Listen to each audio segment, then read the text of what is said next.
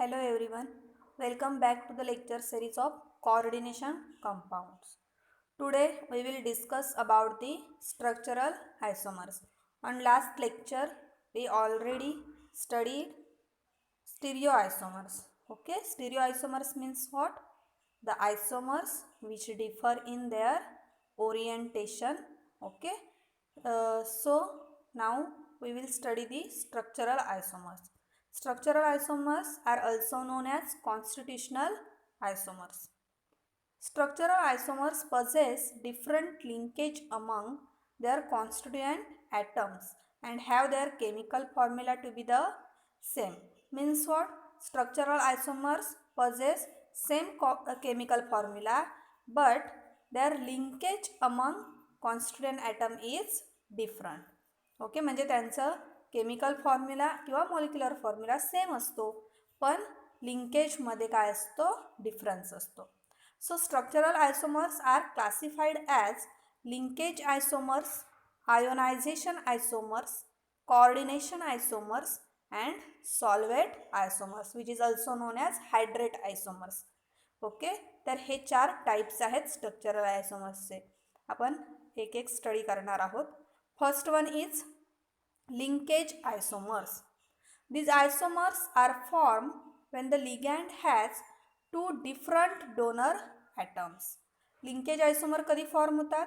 ज्यावेळी त्या कॉम्प्लेक्समध्ये ligand present जो आहे तो कसा असेल? ॲम्बिडेंटेड लिगॅंड असेल. टू डिफरंट डोनर ॲटम्स म्हणजेच काय? ॲम्बिडेंटेड लिगॅंड. ऑलरेडी आपण ॲम्बिडेंटेड लिगॅंड म्हणजे काय ते स्टडी केलेलं आहे. Monodentate ligand, ambidentate ligand, bidentate ligand.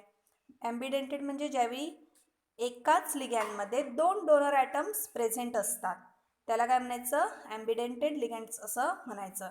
मग असे आयसोमर की ज्याच्यामध्ये जो लिगॅंड आहे तो ॲम्बिडेंटेड आहे म्हणजे दोन्ही ॲटम यूज करून तो मेटल बरोबर कोऑर्डिनेट होऊ शकतो त्याला काय म्हणायचं? लिंकेज आयसोमर्स असं म्हणायचं. It coordinates to the metal via different donor atoms. Means ligand can coordinate with metal atom by both the donor atoms present. Thus, the nitrite ion having 2 donor atoms show isomers as. See here one example given over here. See cobalt NH3 5 NO2 2 plus and CONH3 5 ONO2 plus. आता ह्या एक्झाम्पलमध्ये बघा पहिल्या आयसोमरमध्ये काय आहे? हे central metal जो cobalt आहे तो नायट्रोजन बरोबर लिंक आहे किंवा नायट्रोजन ॲटम काय आहे? डोनर ॲटम आहे इथे, बरोबर. आणि सेकंडमध्ये बघा बाकी सर्व सेम आहे फक्त इथे डोनर ॲटम कोणता आहे? ऑक्सिजन, बरोबर ना. NO2 म्हणजेच काय? N डबल बॉन्ड O, बरोबर ना. मग सेम लिगॅंड आहे. हे लिहिताना कसं लिहिलं? इथे NO2 लिहिलेलं आहे आणि इथे लिहिताना काय केलेलं आहे? ONO. तो ONO म्हणजेच नायट्रो ग्रुपच आहे, नायट्राईट ग्रुपच आहे. ओके, पण इथे डोनर ॲटम जो प्रेझेंट आहे अटॅच ग्रुप कोणता आहे? ऑक्सिजन आहे. आधी ऑक्सिजन लिहिलेला आहे ना म्हणून इथे डोनर ॲटम कोणता असणार आहे प्रेझेंट? ऑक्सिजन. आणि इथे जो डोनर ॲटम आहे तो कोणता आहे? नायट्रोजन आहे. म्हणजे असे आयसोमर्स की ज्यांच्यामध्ये 2 डोनर ॲटम्स असतात त्याला काय म्हणायचं? लिंकेज आयसोमर्स असं म्हणायचं. Okay, the nitro complex has CON bond and the nitrito complex is link through COO bond. These are linkage isomers. तेच सांगितलेलं आहे वरच्या कॉम्प्लेक्समध्ये काय आहे? एक पहिला आयसोमर जो होता त्याच्यामध्ये CON बॉन्ड आहे प्रेझेंट. कोबाल्ट जो आहे तो नायट्रोजन बरोबर लिंक आहे आणि नायट्रिटो कॉम्प्लेक्समध्ये काय आहे? कोबाल्ट ऑक्सिजन बरोबर लिंक आहे. बाकी सगळं सेम आहे. अशा प्रकारे लिंकेजमध्ये फरक आहे त्यामुळे या आयसोमर्सला काय म्हणायचं? लिंकेज आयसोमर्स असं म्हणायचं. So here one question for you. Write linkage isomers of FeH2O5 SCN+. Write their IUPAC names. Then what will be the linkage isomer of this given complex? काय असणार लिंकेज आयसोमर याचं? तुम्हाला माहिती आहे SCN कसं आहे? ॲम्बिडेंटेड लिगॅंड आहे. म्हणजे सल्फर पण डोनेट करू शकतो इलेक्ट्रॉन आणि सायनाइड ग्रुपसुद्धा डोनेट करू शकतो इलेक्ट्रॉन. मग इथे आपल्याला काय दिलेलं आहे, Fe बरोबर म्हणजे आयर्न बरोबर कोण डोनेट करतोय इलेक्ट्रॉन, सल्फर. मग आपण याचा लिंकेज आयसोमर कसं ड्रॉ करणार, इथे बघा मी ड्रॉ करते. FeH2O 5. आता पहिल्या आयसोमरमध्ये काय आहे, सल्फर डोनेट करतोय ना, मग आपल्याला काय करायचं आहे, त्याचं लिंकेज आयसोमर काढायचं आहे. म्हणजे आता कोण डोनेट केलं पाहिजे, कोणी डोनेट केलं पाहिजे, सायनाइडने डोनेट केलं पाहिजे. म्हणजे आपण SNS असं लिहू शकतो आणि बाकी सगळं आहे तसंच लिहायचं, चार्ज वगैरे आहे तसाच दाखवायचा आहे. Okay, so this will be the linkage isomer of the given complex. बघा डिफरन्स लक्षात घ्या काय आहे, इथे S डोनेट करत होता मेटल बरोबर, कोण लिंक होतं, सल्फर. आता इथे आपण कोणाला लिंक केलेलं आहे मेटल बरोबर, सायनाइडला, बरोबर ना, कारण सायनाइड हे कसं SCN कसं आहे, ॲम्बिडेंटेड लिगँड आहे, त्याचे दोन्ही ॲटम्स काय करू शकतात, इलेक्ट्रॉन डोनेट करू शकतात, बरोबर. म्हणजे याला काय म्हणायचं, लिंकेज आयसोमर्स असं म्हणायचं. आणि सब क्वेश्चन दिलेला आहे की राईट देअर IUPAC नेम्स. याचं तुम्हाला IUPAC नेम लिहायचं आहे. तुम्हाला मी ऑलरेडी शिकवलं आहे IUPAC नेम्स कसं द्यायचं ते कॉम्प्लेक्सला. तर हा तुमच्यासाठी होमवर्क आहे की तुम्ही IUPAC नेम याचं मला सांगायचं आहे. ओके, मी आता लिंकेज आयसोमर त्याचा काढून दाखवलेला आहे कशा प्रकारे काढायचा. तर एवढा सोपा क्वेश्चन असतो तो, write linkage isomer of given complex. अशा प्रकारे तुम्हाला दिलेलं असणार आणि त्याचं तुम्हाला लिंकेज आयसोमर लिहायचा असतो. बाकी सगळं सेम आहे, फक्त तुम्हाला हा जो लिगँड अटॅच आहे ॲम्बिडेंटेड तो फक्त फिरवून लिहायचा आहे. म्हणजे जर आता इथे सल्फर डोनेट करत होता तर आपण काय करायचं आहे, सायनाइड डोनेट करताना इलेक्ट्रॉन्स दाखवायचे आहेत. IUPAC नेम तुम्ही सांगायचा आहे. जर येत नसेल तर या आधीचा व्हिडिओ बघा, IUPAC नॉमेनक्लेचरचा रूल्स स्टडी करा आणि या कॉम्प्लेक्सचं मला IUPAC नाव सांगा. Next, second type is the ionization isomers. Ionization isomers involve exchange of ligands between coordination and ionization spheres. So what is mean by coordination sphere? What is mean by ionization sphere? You already studied these terms, coordination sphere and ionization sphere.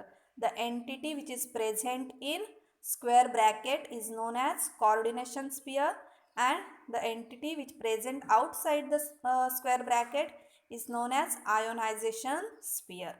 So ionization isomers involve exchange of ligands between coordination and ionization sphere. Here only the exchange of ligands between coordination and ionization sphere. Okay, so see this example. First example बघा, cobalt NH35 SO4 Br and cobalt NH35 Br SO4. Okay, so here there is only exchange of ligands between coordination sphere and ionization sphere. In first example or first complex, SO4 is inside the coordination sphere, and in second SO4 is in ionization sphere. Okay, so there is only exchange of ligands between coordination and ionization sphere.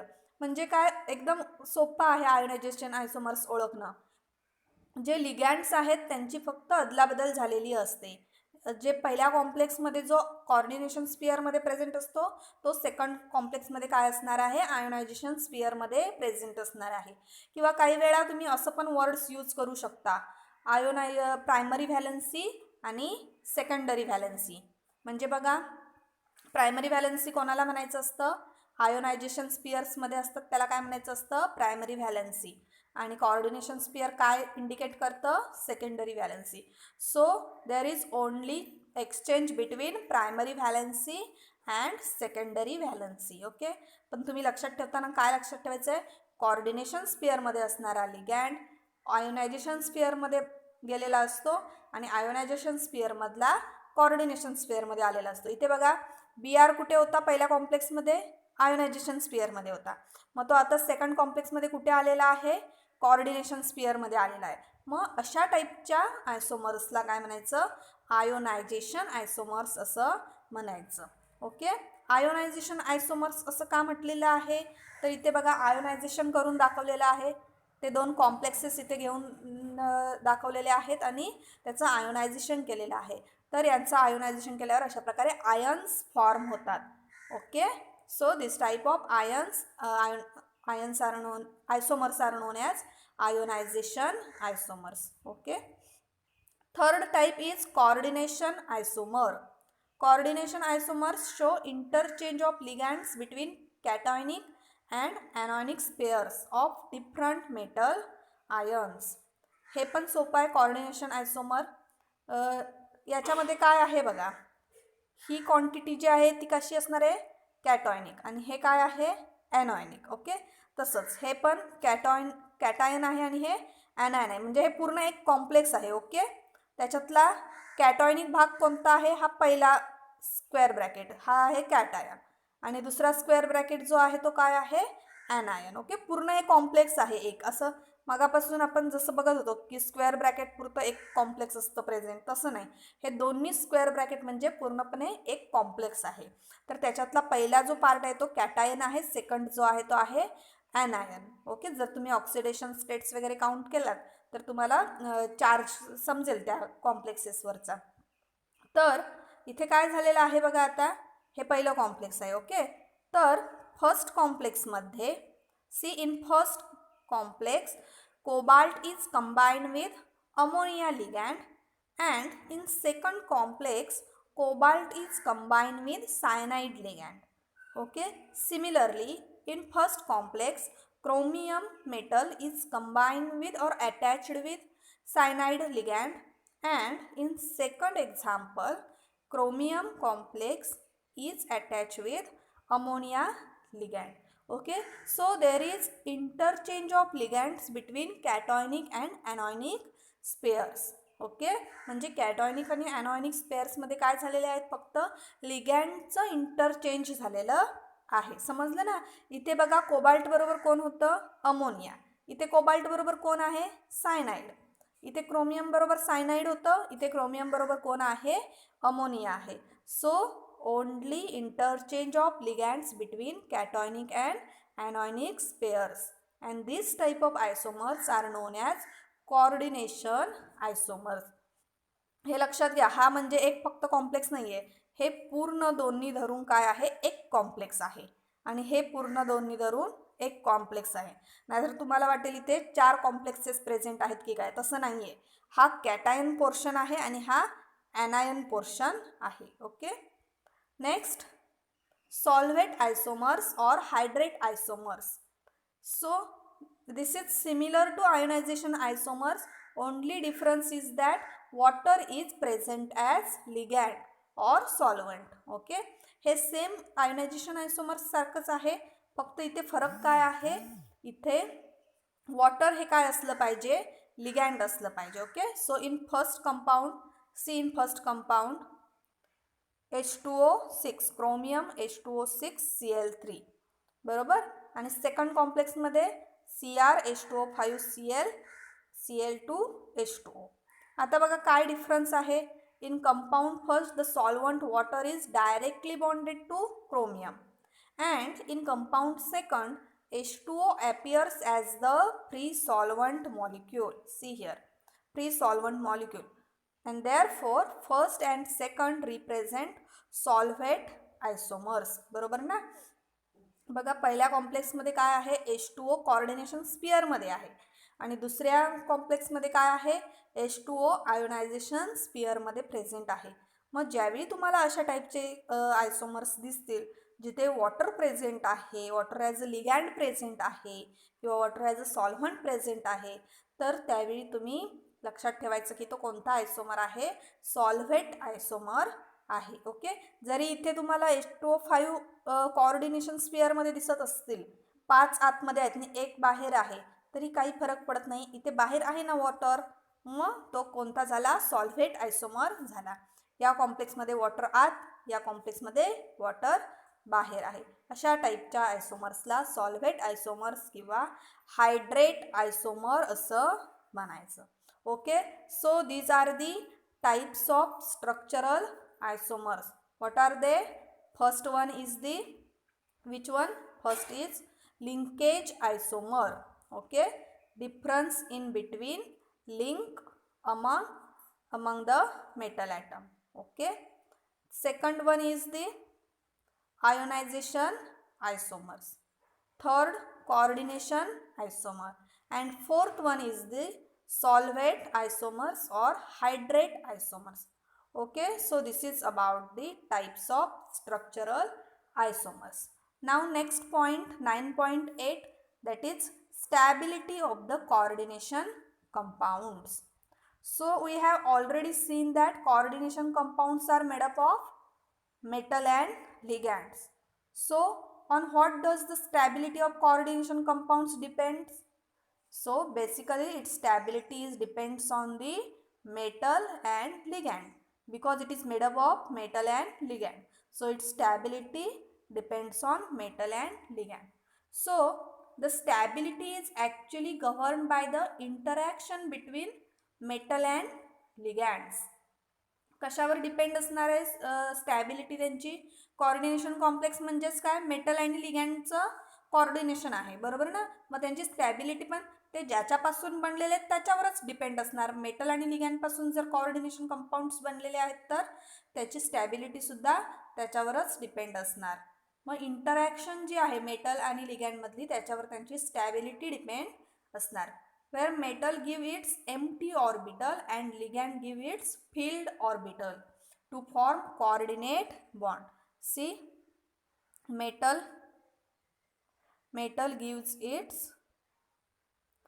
empty orbital for interaction and ligand gives its filled orbital.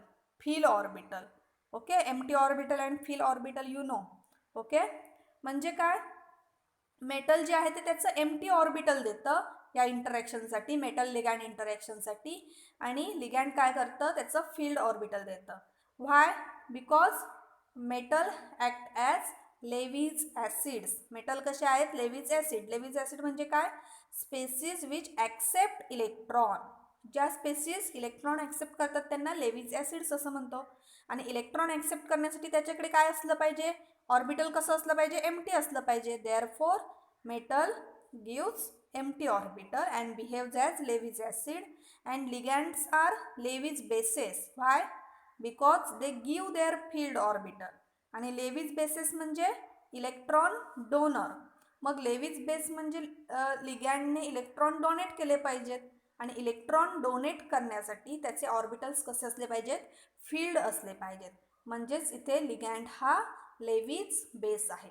आणि metal आणि लिगँडची interaction ठरवणार की complex किती stable आहे ते. Means stronger the interaction greater is stability of the complex.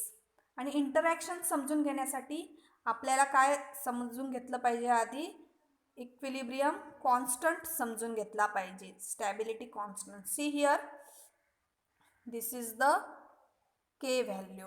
Okay, or stability constant or equilibrium constant.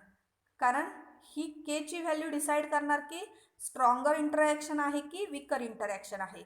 Suppose I have one metal over here.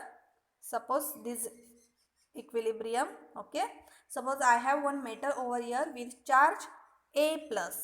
Charge किती आहे याच्यावरती? A plus. And have N number of ligands with -x charge.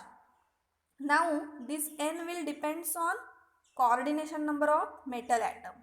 हा जो n इथे लिहिलेला आहे small n, तो कशावर डिपेंड असणार आहे? की मेटलचा कोऑर्डिनेशन नंबर किती आहे. जर मेटलचा कोऑर्डिनेशन नंबर 4 असेल तर लिगँड्स किती असणार आहेत? 4 असणार. जर लिगँड मोनोडेंटेड असतील तर.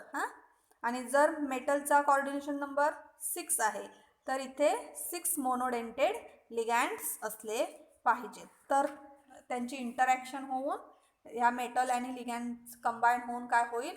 अशा टाईपचं कोऑर्डिनेशन कॉम्प्लेक्स फॉर्म करतील. That is MlNO. A plus plus NX minus.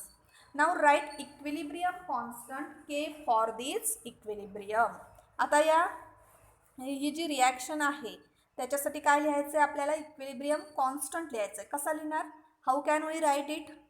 So write this in this way, concentration of product, see here, concentration of product divide by concentration of reactant. आणि ते concentration घेतलं हे दाखवण्यासाठी आपण काय केलेलं आहे इथे बघा, अशा प्रकारे स्क्वेअर ब्रॅकेट घातलेला आहे. ओके, इक्विलिब्रियम कॉन्स्टंट कसा लिहायचा, प्रोडक्टचं कॉन्सन्ट्रेशन डिवाइड बाय रिॲक्टंटचं कॉन्सन्ट्रेशन. ओके, समजलं हे. त्याच्यानंतर now if higher the value of K, then higher is the stability of complex, otherwise it will be lower stable. Okay, जर या K ची व्हॅल्यू हायर असेल तर काय असणार, कॉम्प्लेक्स काय असणार, मोर स्टेबल असणार.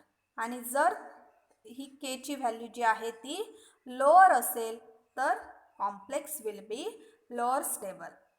Here are some examples with their equilibrium constant.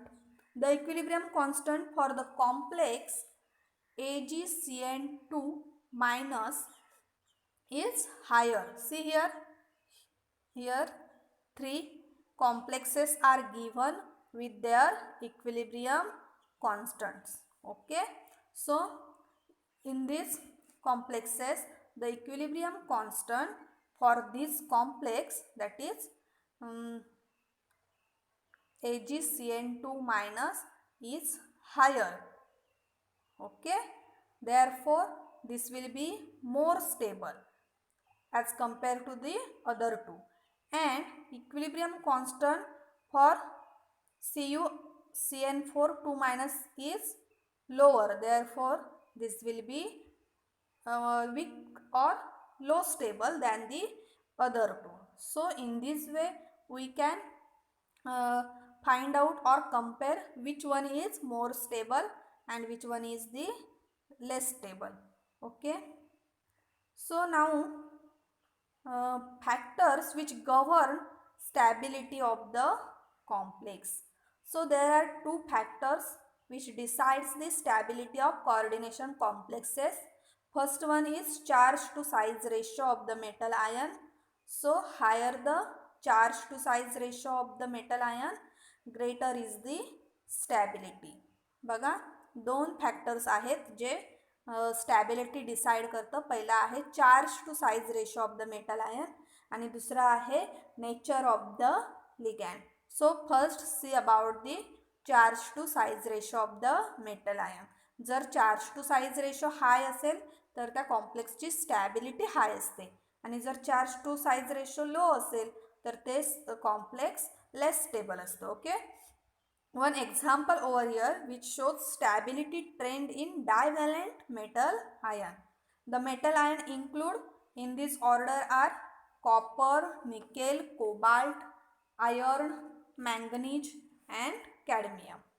The stability order is called as Irving William order. ह्या स्टॅबिलिटी ऑर्डरला काय म्हणायचं आहे, इर्विंग-विल्यम ऑर्डर असं म्हणायचं. कारण ह्या सायंटिस्टने हे स्टडी केलेलं होतं की ही जी आता मेटलची नावं मी वाचली ती त्याने डायव्हॅलंट मेटल्स आयन घेतलेले होते. म्हणजे त्या सगळ्यांची ऑक्सिडेशन स्टेट काय आहे किंवा त्यांच्यावरचा चार्ज जो काय आहे सगळ्यांवरचा सेम आहे, दॅट इज +2.